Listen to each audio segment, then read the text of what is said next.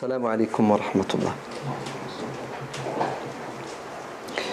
Je me souviens, il y a plus de 15 ans, on m'avait invité pour faire une conférence dans une fac, université, dans le nord de la France. Et le thème, c'était religion et science, compatibilité ou incompatibilité. Est-ce que la science et la religion peuvent s'entendre ou non?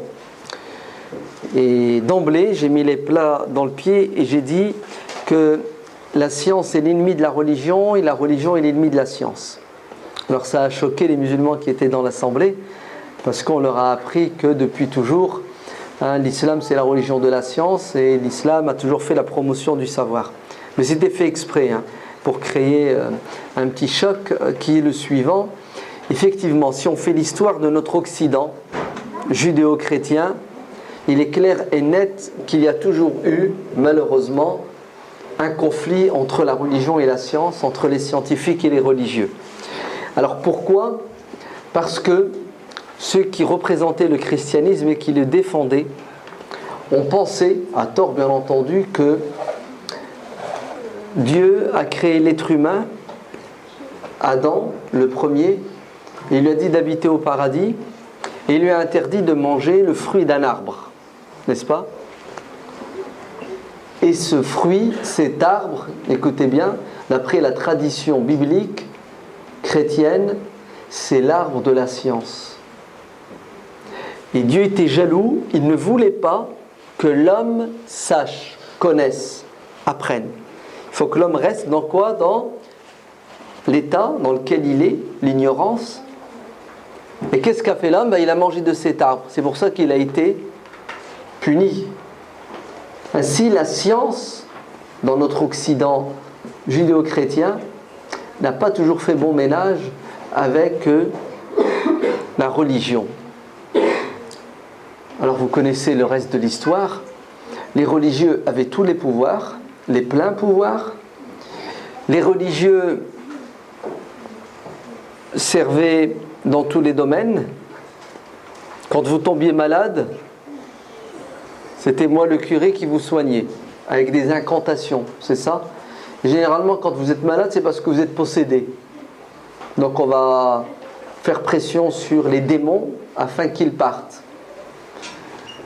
Et ça va durer comme ça des siècles, jusqu'à ce qu'il y ait eu en Occident un contact entre le monde chrétien et le monde musulman via le sud de l'Europe, l'Espagne, l'Andalousie, le sud de la France, le sud de l'Italie. Et là, qu'est-ce qui va se passer? Les chrétiens vont découvrir que les musulmans, avec leur religion, ils n'ont pas de problème avec les sciences dites profanes, la médecine, les mathématiques, l'astronomie, etc., etc. Et ils vont devenir des élèves, des musulmans. Ils vont apprendre l'arabe, parce que les sciences à l'époque étaient enseignées en arabe. La langue de la science était l'arabe. Ils vont être formés par les scientifiques musulmans. Ils vont revenir chez eux, dans l'Europe chrétienne, et puis ils vont faire changer les mentalités. D'ailleurs, c'est de là où naît la scolastique chrétienne. Les jésuites essaient de faire un rapprochement entre la science et la religion. Et puis vous savez ce qui se passe après, vers la fin du Moyen-Âge. Les scientifiques de plus en plus nombreux vont prendre le dessus, les chrétiens vont perdre du terrain. Il faut attendre la Révolution française, c'est ça, 18e siècle. Et là, la religion est battue en brèche. La science, malheureusement, va devenir synonyme de l'athéisme, car les esprits ouverts, les scientifiques, vont rejeter non pas uniquement la religion chrétienne, qui était une chape de plomb qui les a empêchés de respirer, de vivre, de se développer, mais ils vont rejeter carrément la croyance en Dieu. On a quand même un petit passage avec des déistes, des gens qui croient en Dieu et qui n'ont pas de religion, Voltaire, On croit en Dieu, mais le christianisme, on n'en veut pas. Et après, 20e siècle, Nietzsche, Dieu est mort. Ce n'est pas Dieu qui a créé les hommes, ce sont les hommes qui ont inventé Dieu. Et vous savez pourquoi, disent-ils? Parce que jadis, les hommes, quand ils étaient à l'état primitif, ils étaient faibles, la nature était sauvage. Alors ils avaient besoin de croyances pour se protéger, se réconforter. Mais plus l'homme a évolué, plus il a pris le dessus sur la nature, moins donc il avait besoin de croire en Dieu. La preuve aujourd'hui, on n'a plus besoin de croire en Dieu. Quand tu es malade, tu appelles le médecin et le médecin te soigne. Avant, tu étais malade, tu allais voir le curé te disait que c'était un démon, il récitait des passages de la Bible, au nom du Père, du Fils et du Saint-Esprit, le démon s'en allait. Parfois, il ne partait pas, mais les gens ont fini par dire que la religion a toujours été un frein pour la liberté de penser, la liberté de se développer. Voilà ce que ça a donné comme résultat aujourd'hui, l'athéisme et la laïcité. Ça, c'est l'histoire de notre Occident judéo-chrétien. C'est pour cela qu'il y a eu la guerre, un bras de fer entre la science et la religion. Ce n'est pas l'histoire de la civilisation musulmane. Parce que la religion musulmane est différente dans ce domaine et d'autres de la religion judéo-chrétienne. Nous, Adam alayhi salam, n'avait pas le droit de manger d'un arbre du paradis, mais ce n'était pas l'arbre de la science et de la connaissance. C'était un arbre point à la ligne. Et on s'en fiche d'ailleurs, c'était quoi le fruit, c'était quoi la couleur de l'arbre. C'est pas ça qui est important. Ce qui est important, c'est qu'Adam doit obéir à Dieu. C'est qu'Allah lui a autorisé 99 choses et il n'en interdit qu'une. Et Dieu fait ce qu'il veut. Et il est sage, il est bon, il est généreux. Le problème, c'est qu'Adam a oublié. C'est qu'Adam n'avait pas assez de force et de résistance pour dire non à qui? Au shaitan, au diable, qui lui a fait croire qu'il lui voulait du bien. En lui disant de consommer l'interdit alors que le non-interdit, le licite, est beaucoup plus nombreux. Nous, notre tradition religieuse nous enseigne la chose suivante. La première des choses que Adam fait, ou plutôt, la première des choses que Dieu fait avec Adam, une fois qu'il l'a créé, vous savez c'est quoi? C'est, il lui dispense le savoir et la connaissance. « Wa'allama Adama al-asma'a kullaha » Allez, Dieu crée Adam, et tout de suite Adam va à l'école. Vous entendez? La première des choses que Adam va faire, l'école. Et qui est son prof? C'est Dieu. Qu'il va lui enseigner la parole, le langage. Car s'il n'y a pas de parole, il n'y a pas de langage, tu ne peux pas évoluer. Ainsi, Adam devient un élève, il apprend et il transmet aux générations suivantes. Donc chez nous, la science, quelque chose de noble, et non pas quelque chose de satanique qu'il faut condamner. Dieu est savant et il nous demande d'être savant. Dieu est sage, il nous demande d'être sage. Dieu est généreux, il nous demande d'être généreux. Non, vous savez ce qu'il nous demande plus que ça? Il nous demande d'être le plus savant possible. Puisqu'il nous dit « Innama yakhshallaha min ibadihi al-ulama » Ceux qui parmi vous sont le plus enclins à craindre Dieu, ce sont les savants. C'est-à-dire, plus vous aurez de science, plus vous aurez la foi, car la science va vous mener à comprendre l'univers dans lequel vous vivez, les secrets de l'univers. Comme Dieu nous demande de lire le Coran pour connaître sa loi, il nous demande de lire l'univers, car l'univers est un livre. Il nous demande de contempler, il nous demande de découvrir l'univers. Vous savez pourquoi? Pour voir la grandeur, la sagesse de Dieu. Dieu s'est décrit à travers sa parole, voilà qui je suis, et il s'est décrit à travers sa créature, voilà comment j'ai fait les choses. Donc vous allez dire gloire à Dieu, Dieu est puissant. Donc il n'y a jamais eu chez nous, musulmans, de conflit entre la science et la religion. Au contraire, Dieu dit dans le Coran, dans la sourate Muhammad, Fa'alam annahu la ilaha illallah. Sache qu'il n'y a de Dieu si ce n'est que Dieu. Avant de dire la shahada, tu dois d'abord avoir la science et la connaissance. Tu dois comprendre. Pourquoi tu répètes ce que tu ne comprends pas? C'est une erreur. Avant de parler, avant de dire l'attestation de foi, tu dois d'abord faire un effort intellectuel, une recherche. Une fois que tu sais, que tu as compris, maintenant tu peux t'engager dans cette religion parce que c'est une religion qui nous demande de comprendre. La preuve, le premier verset du Coran qui a été révélé, c'est Iqra, lis. Vous vous rendez compte, c'est pas pris. Jeune, lis. Parce que si tu n'as pas la science, tu ne vas pas comprendre. Si tu ne comprends pas, tu ne vas pas pratiquer. Et si tu pratiques, tu pratiques sans comprendre. Donc tu es un robot. Tu es un objet, tu n'es pas un être humain.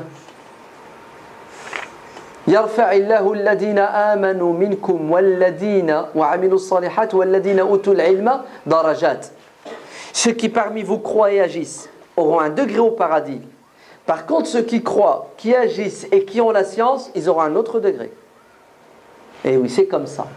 Plus tu sais, plus tu crains Dieu, plus tu lui obéis, plus tu seras proche de Dieu. شهد الله أنه لا إله إلا هو والملائكة وأولو العلم قائما بالقسط. Dieu atteste qu'il n'y a de Dieu si ce n'est lui. Et il y a d'autres témoins. Qui sont les autres témoins de l'unicité de Dieu? Les anges. Et troisièmement, les savants. Plus tu as de science, plus tu sais que Dieu est unique. Plus tu es ignorant, plus tu es loin de Dieu. C'est ce qui va faire que la communauté musulmane primitive va quoi? Va aller dans ce sens. La religion n'a jamais été un frein au savoir. Le prophète sallallahu alayhi wa sallam fait un constat. Vous savez ce qu'il dit? Nous sommes une communauté qui ne sait pas écrire et qui ne sait pas compter. De quelle communauté il parle? Il parle des premiers musulmans, les premiers arabes convertis à l'islam, les arabes de la Mecque, les arabes de Médine, qui effectivement ne savent pas lire, ne savent pas écrire, ne savent pas compter. Ils n'ont pas la maîtrise des sciences, même le minimum. Ce sont des bédouins du désert. Et quand ils savent compter, c'est pour les nécessités impératives. Il doit vendre 2 chameaux contre 3 vaches. Pas plus. Mais les sciences, mathématiques, la physique, la médecine, l'astronomie, c'est pas son domaine, l'arabe. Ça, il faut aller voir chez les Grecs, chez les Indiens, les Égyptiens, les Perses. Donc les premiers musulmans sont loin de la science. Même des outils pour pouvoir acquérir la science. C'est un constat. Quand le prophète sallallahu alayhi wa sallam est choisi comme messager, il y a à la Mecque uniquement 17 personnes qui savent lire et écrire. Uniquement 17 à la Mecque. Regardez cette communauté analphabète, qu'est-ce qu'elle va faire? Elle va récupérer le flambeau des sciences de l'époque chez les autres civilisations. Les musulmans, quand ils vont se répandre sur terre, ils vont aller en Perse, ils vont aller en Mésopotamie, en Syrie, en Égypte. C'est ce qu'ils font? Ils ne brûlent pas les livres, ils ne tuent pas les savants. Ils récupèrent tout ça. Et ils vont se baser sur l'existant pour le développer. Parce que psychologiquement, ils n'étaient pas bloqués. L'islam ne leur a pas interdit d'aller puiser chez les autres et prendre de ce qu'ils ont de meilleur. C'est très important. Et c'est ça qui va faire que les sciences vont être quoi? Vont être développées via la communauté musulmane avec ses composantes. Les Arabes, les Turcs, les Perses, les Chinois, les Européens, tous ces gens convertis à l'islam et ceux qui ne sont pas convertis à l'islam, qui vivent dans la communauté musulmane, ont tous le devoir de développer le savoir. Le prophète sallallahu alayhi wa sallam va embaucher une femme qui s'appelle Ash-Shifa, qui sait lire et écrire, pour enseigner à sa femme à écrire et à lire. Et les épouses du prophète vont savoir lire et écrire. Après la bataille de Badr, il y a des prisonniers. Pour que les prisonniers achètent leur liberté, ceux qui n'ont pas les moyens financiers, qui savent lire et écrire, doivent enseigner à 10 gosses la lecture et l'écriture. Et une fois que les enfants savent lire et écrire, ils seront libres. Vous voyez comment le prophète profite du savoir de ses ennemis, et ainsi de suite. Celui qui emprunte le chemin du savoir, il est sur la voie du paradis. Les hadiths sur le savoir sont nombreux. Chaque recueil de hadiths, vous avez un chapitre sur la science, le savoir, la connaissance. Et le prophète nous incite. Il nous incite à quoi? À étudier, à apprendre. Regardez, il nous dit, dans un hadith authentique rapporté par l'imam al-Bukhari, le prophète est questionné: ô prophète, avons-nous le droit de nous soigner quand on est malade? Le prophète sallallahu alayhi wa sallam dit: oui, soignez-vous. Car Dieu n'a fait descendre de maladie sur terre, si ce n'est qu'il n'ait fait descendre avec son remède, l'antidote. Il y a une maladie, c'est le prophète qui le dit, soyez convaincus. La maladie, elle a quoi? Elle a son remède. Il est où le remède? Il est quelque part. Cherchez-le. Soignez-vous, vous guérirez par la volonté de Dieu. Est-ce que vous vous rendez compte de la puissance de ce hadith? On demande au prophète: est-ce qu'on peut soigner? Oui. Mais il ne s'arrête pas là. Il leur explique: il y a des maladies sur terre, et il y en aura toujours. Mais ne désespérez pas. Ne baissez pas les bras. Ne soyez pas fatalistes. Vous allez combattre le destin avec le destin. Le destin, c'est qu'il y ait des maladies sur terre. Et le destin, c'est qu'il y ait des médicaments, des remèdes contre ces maladies. Maintenant, le destin vous impose de faire un effort pour découvrir le remède. Prenez-le. Et vous allez guérir. Comprenez pourquoi après les musulmans sont devenus des médecins? Comprenez pourquoi après on a des médecins comme Ar-Razi. Ouais. Ar-Razi, comme ça qu'il s'appelle, Razès. C'est une sommité intellectuelle. Il maîtrise le Coran, il maîtrise la loi musulmane, toutes les sciences dites religieuses. Et c'est un professionnel, un expert. En quoi? En médecine. Et il écrit des dizaines de bouquins, des encyclopédies sur les maladies, sur les remèdes, la botanique, les plantes pour se soigner. Non, la chirurgie. Et ces livres vont être traduits en latin, récupérés par l'Occident chrétien. Et la médecine occidentale va se baser sur les livres de Razi. Ibn Nafis, lui aussi, un religieux médecin. C'est lui qui va découvrir la circulation sanguine, la petite et la grande. Vous savez, le sang, il se déplace dans ton corps via quoi? Des tuyaux, des canaux, des veines, des artères. Ibn Nafis. Ibn Nafis écrit des bouquins et il explique tout ça. Et ça va être récupéré. Et malheureusement, les Occidentaux, la plupart, quand ils récupèrent les œuvres, les bouquins des médecins, des mathématiciens et tout ce que vous voulez musulmans, ils les traduisent et ils se les approprient. Ils mettent leur nom, leur prénom, leur date de naissance. Ils disent pas ça vient de Ibn Sina. Ça... Non. Ça, c'est nous qui... Des menteurs. Ils ont plagié. Vous entendez? Ils ont triché. Et ils ont retiré l'introduction. Vous savez, quand ils traduisaient, ils ont enlevé la première, la deuxième page où il y a des versets du Coran, des hadiths, etc. Tout ça pourquoi? Pour faire croire que les musulmans sont des sauvages, des barbares. Ouais. Et nous sommes les civilisés. C'est incroyable comment ils ont plagié, ils ont récupéré et ils n'ont pas fait preuve d'honnêteté intellectuelle. Certains ont été honnêtes. Ouais. Ibn Nafis. Avicenne. Hein, vous allez... c'est là-bas, À Aubervilliers? Bobigny. À Bobigny. Vous avez l'hôpital à Vicenne. Avicenne, de son vrai nom, c'est Ibn Sina. C'est comme ça qu'il s'appelle, Ibn Sina, médecin musulman. Le médecin des médecins. Comme ça qu'on l'appelle, le médecin des médecins musulmans.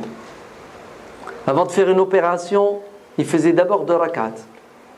Il faisait les ablutions, 2 génuflexions, il priait Dieu, après il passait dans le bloc opératoire. Anesthésie générale.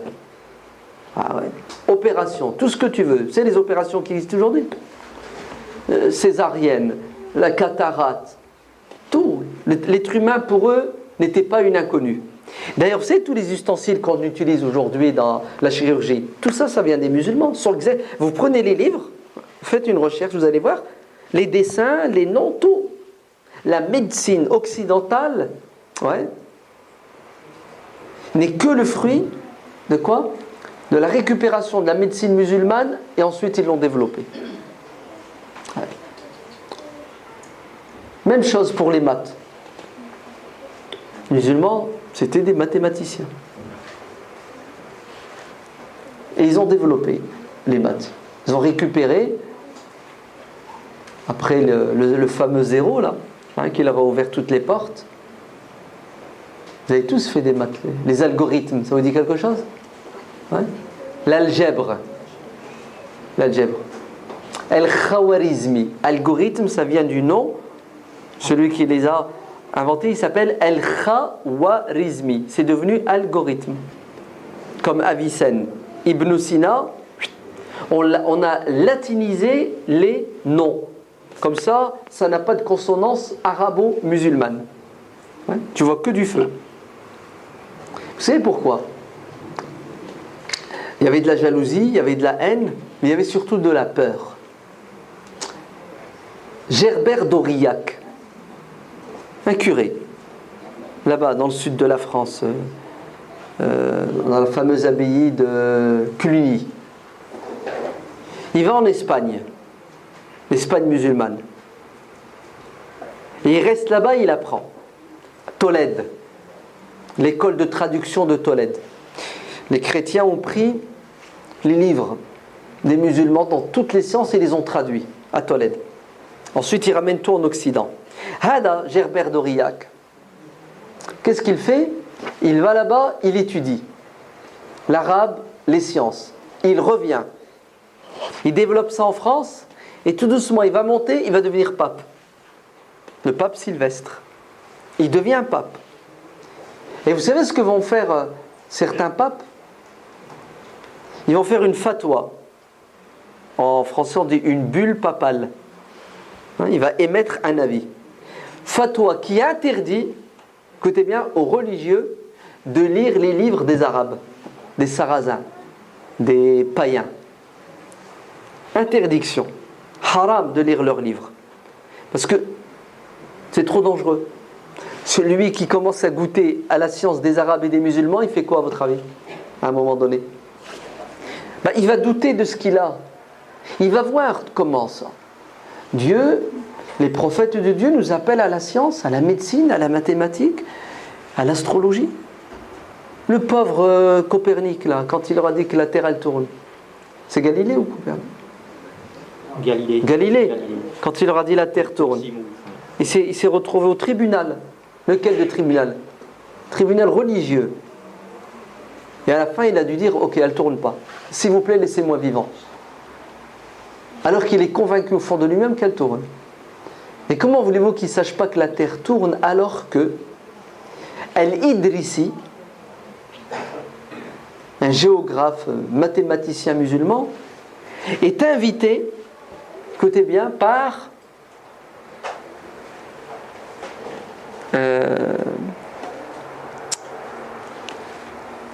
oh punaise.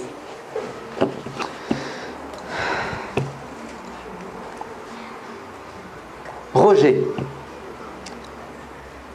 Radjar, comme ça qu'ils l'appellent les historiens musulmans. Radjar. Roger le Sicilien. La Sicile, à un moment donné, elle était musulmane. Après, les musulmans perdent la Sicile. Roger Hada, qui va diriger la Sicile, c'est quelqu'un d'éclairé. il connaît les musulmans, il connaît la valeur de la civilisation musulmane. Et il va demander à ce grand savant musulman d'Espagne, et ensuite il se retrouve dans le Maghreb, en Tunisie, viens, j'ai besoin de toi. Et il va lui commander, écoutez bien, un globe terrestre.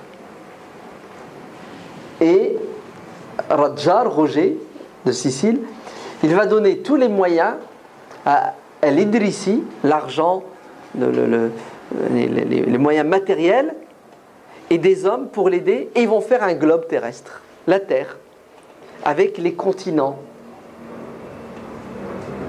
Et ce globe, il est resté. Il existe encore aujourd'hui. Pour vous montrer à quel point, à l'époque, les musulmans étaient réputés et connus, et on ne pouvait pas se passer d'eux. Même l'autre, là, soi-disant qui a découvert les Amériques. Christophe Colomb. Mais Christophe Colomb n'a rien découvert. Christophe Colomb, ouais, l'Espagne, le Portugal, tout ça, c'était musulman jusqu'il y a encore quelques mois, quelques semaines, et la population, une partie est encore musulmane. Les livres sont là, la science est là.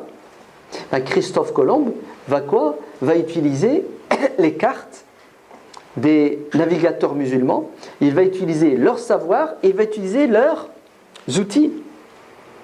Et il va prendre avec lui des navigateurs musulmans, et c'est eux qui vont l'emmener. Où ça ? Dans la mer des ténèbres. C'est comme ça que les musulmans l'appellent, l'océan Atlantique. Bahr al-Zulumat. Et pour eux, ce n'est pas une inconnue, l'océan Atlantique. Pourquoi ? Parce que 200 ans, 250 ans avant, en 1240-50, des musulmans d'Espagne, de Cordoue, sont partis par des dizaines de bateaux en Amérique. Et après, des musulmans du Mali, eux aussi, 1, 2, 3 expéditions, des centaines de navires sont partis là-bas. Certains sont revenus, d'autres sont morts. D'autres sont restés là-bas. Et d'ailleurs, on a retrouvé au Brésil des restes de monnaie. Vous savez, la monnaie omeyyade d'Espagne, des écritures dans des endroits. Parce que pour les musulmans, ce n'était pas quelque chose d'extraordinaire. Ils avaient l'habitude, ils maîtrisaient la géographie maritime, l'astrologie, tout ça, ils connaissaient. Ainsi, les religieux, certains religieux obscurantistes avaient peur de l'influence des musulmans sur quoi ? Sur le monde chrétien. Et ils ont raison. Le grand Al-Ghazali, il l'appelle Ghazal, Al-Ghazali, un grand savant musulman. On a même envie de dire que c'est le plus grand savant musulman de l'histoire de l'islam. Al-Ghazali. Il est mort en l'année 505 de l'Hégire, 1111 de l'ère chrétienne. Philosophe. Ouais. Ghazali va critiquer la philosophie grecque, la métaphysique. Ouais. Et Karadevo dit, le monde n'a pas connu d'intellectuel plus grand que le Ghazali. Parce qu'il a maîtrisé la chose. Et c'est grâce à le Ghazali, et après à Averroès, non, c'est pas comme ça qu'on dit, Ibn Rushd. Vous entendez ? Ibn Rushd, c'est devenu Averroès. Ouais. C'est grâce à ces gens-là que l'Occident découvre quoi ? La philosophie grecque. Sans les musulmans, il n'y aurait jamais eu de transmission de la philosophie grecque à l'Occident. C'est pour cela, wallah, ils sont malhonnêtes. Certains historiens, certains savants occidentaux, surtout à cette époque-là. C'est ce qu'ils disent. Ils disent, notre science et notre savoir nous viennent des Grecs et des Romains. Les Grecs, Romains, direct au XVIe siècle. Entre les deux, il y a ce qu'on appelle le vide. Ils ne veulent pas parler de cette période, la civilisation musulmane. Volontairement, ils l'ont omise. Dans les années 30, en 1930, en Espagne, Les petits Espagnols, quand ils allaient à l'école, ils faisaient l'histoire de l'Espagne. Leur livre d'histoire, qu'est-ce que c'est écrit? Écoutez bien. Les Arabes envahissent l'Espagne, hein, en quelle année? En 711. Ouais. Il reste 809 années. Les rois catholiques Isabelle et Ferdinand les chassent en 1492. Point à la ligne. 800 ans d'histoire, de présence musulmane en Espagne sont résumés en 2 lignes. Ils sont résumés comment? Des envahisseurs, on leur a mis une droite, on les a mis dehors. Regardez la malhonnêteté. Pourquoi ils résument ça de cette manière en 2 lignes? Vous savez pourquoi? Parce qu'ils ne veulent pas que les gens découvrent que les musulmans, c'était des êtres humains civilisés, et sans eux, il n'y aurait jamais eu d'Europe. L'Europe moderne. Mais ils ne peuvent pas cacher longtemps cette vérité. La preuve, c'est qu'on a les livres d'histoire qui sont là pour parler. Est-ce que vous vous rendez compte que le roi d'Angleterre, je crois que c'était Charles VIII ou je ne sais plus combien, il envoie des nobles, des fils de lords, où ça? En Espagne, pour étudier chez les musulmans. Et il envoie un courrier à Hicham, le fils d'Abdurrahman al-Nasir le Grand, dans lequel il lui dit, voilà, on vous envoie nos fils et nos filles, une délégation de 40 jeunes hommes, et parmi eux 4 filles, pour étudier, où ça? À Cordoba, dans l'université musulmane de Cordoue, qui est la grande mosquée de Cordoue. Voilà, on vous envoie nos enfants, s'il vous plaît, formez-les. Et après vous nous les renvoyez, parce que chez nous c'est les ténèbres. Et tout ce que vous nous posez comme condition, on accepte.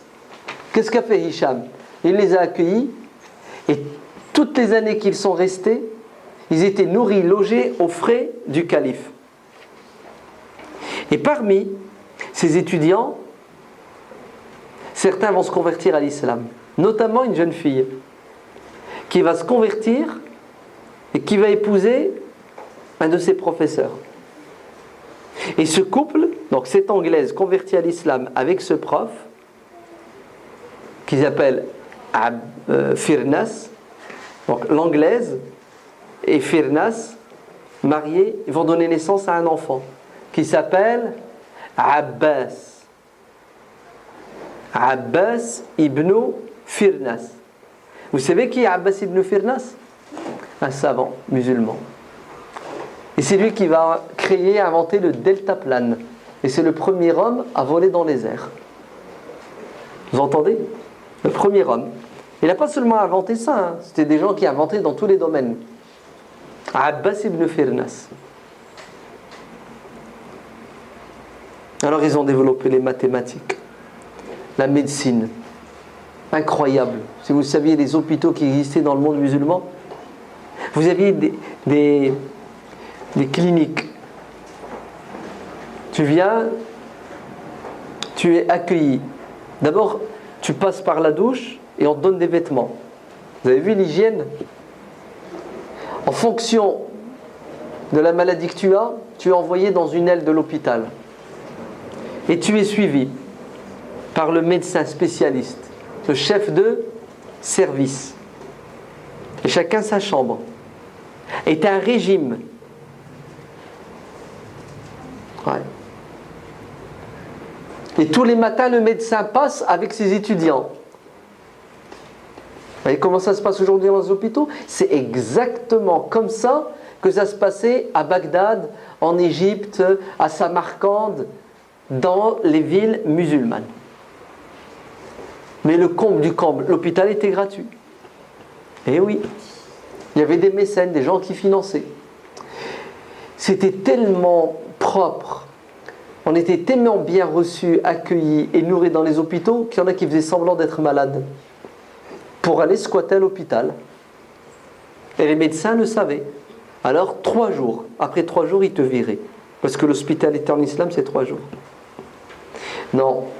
Le comble du comble, c'est qu'ils avaient même des hôpitaux psychiatriques. Alors qu'en Occident, celui qui est fou, il est possédé, c'est ça? Il est possédé. Non. Chez les musulmans, c'est une maladie. Viens, on va te soigner, on va t'accompagner. Ouais. Je vais vous renvoyer un livre, s'il vous plaît. Achetez-le. Lisez-le. S'il vous plaît. Il s'appelle « Le soleil d'Allah brille sur l'Occident ». Le soleil d'Allah, le soleil de Dieu, c'est comme ça, d'Allah, brille, hein, il éclaire l'Occident. C'est pas une musulmane qui l'a écrit, c'est une orientaliste allemande, Sigrid Unke. Elle est décédée il y a quelques années, 2-3 ans je crois. Magnifique. Et là vous allez découvrir, vous allez dire non, c'est pas possible. Les musulmans ils ont fait tout ça. Et oui, et c'est qu'une goutte dans un océan. Ils ont fait mieux encore. On n'est pas au courant de tout pour l'instant. Donc Allah yabarak fikoum, lisez, étudiez, et vous allez découvrir que nos ancêtres musulmans sont à l'origine de la Renaissance, sont à l'origine du développement intellectuel qu'il y a eu en Occident. L'influence est indéniable. Je vais vous renvoyer vers un deuxième livre qui est aussi important. Il est un peu plus épais, mais l'auteur a fait une nouvelle édition, il l'a résumé et il est plus accessible. Il s'appelle « Les 1001 mythes fondateurs de la civilisation occidentale ». Boutamina.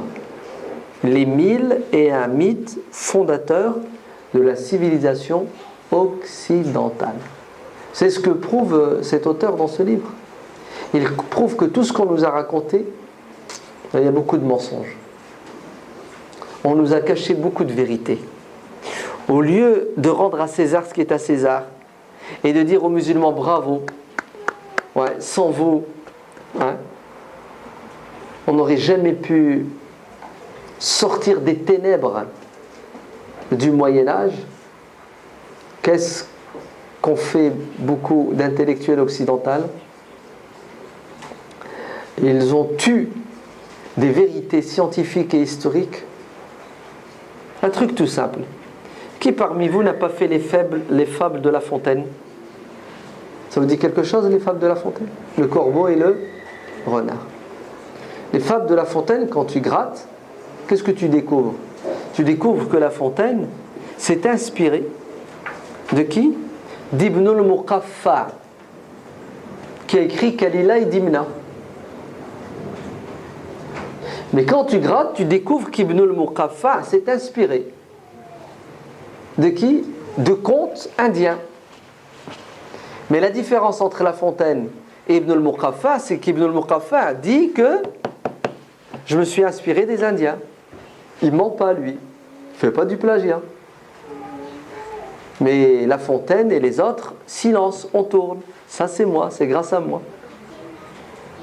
Dante, est-ce que ça vous dit quelque chose, Dante? L'italien, Dante. La Divine Comédie.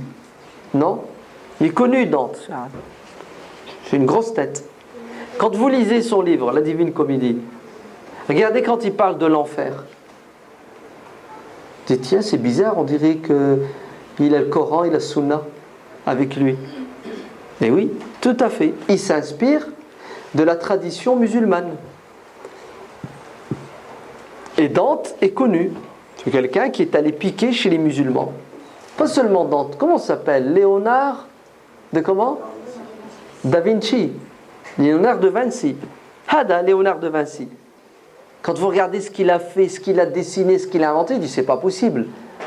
Il y a 50 cerveaux le mec.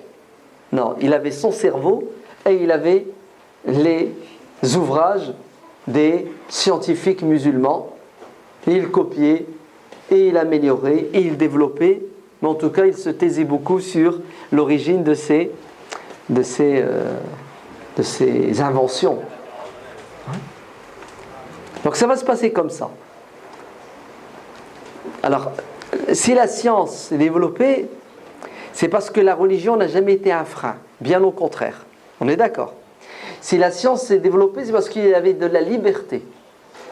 Et les responsables politiques n'ont jamais freiné les savants. Bien au contraire, ils étaient pour la plupart des mécènes.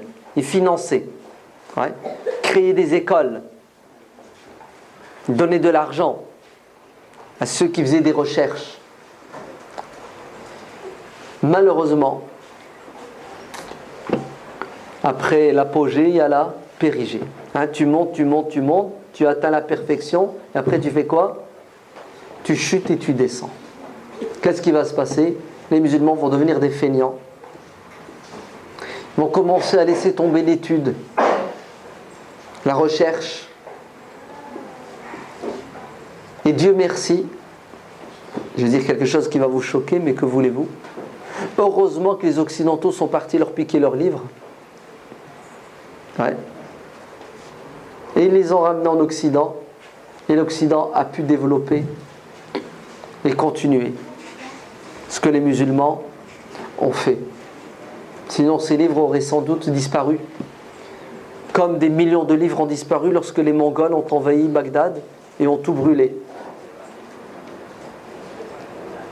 Donc qu'est-ce que vont faire les musulmans? Ils vont retourner dans les ténèbres de l'ignorance. Et au lieu d'apprendre à lire, à écrire, ils s'amusent.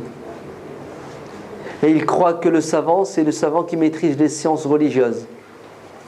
Et l'imam al-Ghazali, au VIe siècle, dit, malheureusement aujourd'hui, on a trop d'imams et on n'a pas assez de médecins. Et on a des imams, malheureusement aujourd'hui, qui ne sont pas versés dans les mathématiques, qui ne sont pas versés dans la géographie. Et c'est une catastrophe. Le religieux va s'éloigner du scientifique. Et qu'est-ce que ça va donner? Une séparation. Et les musulmans vont quoi? Vont plonger dans l'ignorance. Voire même, tout doucement, ils vont devenir allergiques à la science. Et regardez qu'est-ce que ça donne comme résultat. Encore aujourd'hui. Vous avez vu le début du Ramadan, comment ça s'est passé? Une catastrophe. Mardi, mercredi, jeudi, il manque que le vendredi. Ouais. C'est terrible ce qui s'est passé. Pourquoi? Alors que si les musulmans avaient gardé cet esprit scientifique, le problème il est résolu en 2 secondes. Qu'est-ce que dit la science? Qu'est-ce que disent les astronomes, les astrophysiciens? Qu'est-ce que disent les lunettes astronomiques? Les satellites disent quoi? Le croissant il est né quand? Il est né lundi matin. Voilà, affaire classée. Donc le Ramadan c'est mardi. Mais vous faites quoi avec des imams et des savants qui vous disent: oh non, nous on ne doit pas utiliser la science pour savoir quand le début du mois commence. Nous on va utiliser l'œil de l'être humain. Attends, tu es en train de me dire que la lunette astronomique est moins efficace que l'œil? Tu es en train de me dire que le satellite il est moins efficace que l'œil? Tu es en train de me dire que ta vision elle est plus sûre que le calcul scientifique? Oui, dit-il. Et il signe et il persiste.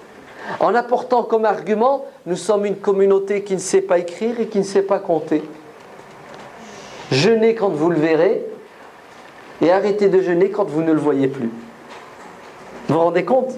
L'argument. Ils prennent un hadith que le prophète sallallahu alayhi wa sallam a dit dans des conditions, des circonstances bien définies. Ils parlaient aux Arabes qui ne savaient ni lire et compter, donc ils sont obligés d'utiliser la vision. Et ils ont oublié ces pauvres imams et savants que nous sommes en 2013. Ouais. Et qu'en 2013, on arrive à quoi? À opérer des gens à l'autre bout de la planète via Internet. Non? C'est pas ça? Et des opérations pointilleuses du cerveau. Hein. Un écran. Le médecin, il est là, le chirurgien, et il t'opère et tu es à 10 000 km. Hein, il touche des manettes. C'est impressionnant, non? On arrive même à te retirer ton cœur. On le met de côté. Et on met une machine et ton sang tourne. Et 1 heure après, on ramène le cœur de quelqu'un et on le met à la place.